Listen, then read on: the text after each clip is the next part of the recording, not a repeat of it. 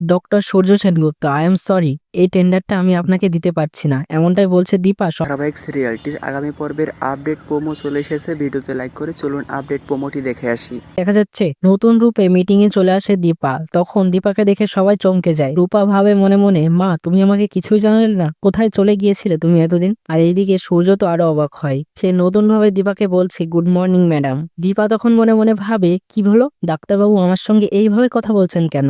আমার উপর অভিমান থেকে, নাকি সবকিছু ভুলে গেছেন উনি? আর ওইভাবে তাকিয়ে আমার দিকে হাসছেনই বা কেন?